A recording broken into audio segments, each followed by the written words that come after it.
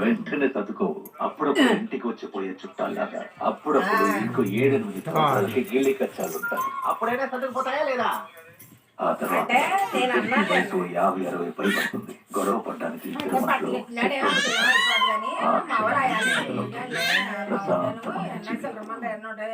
మొత్తం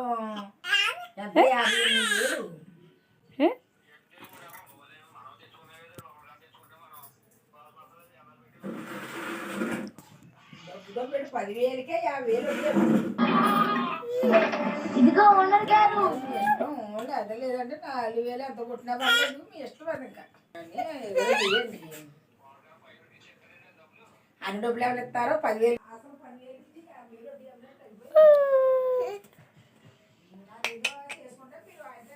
దా దా దా దా దా దా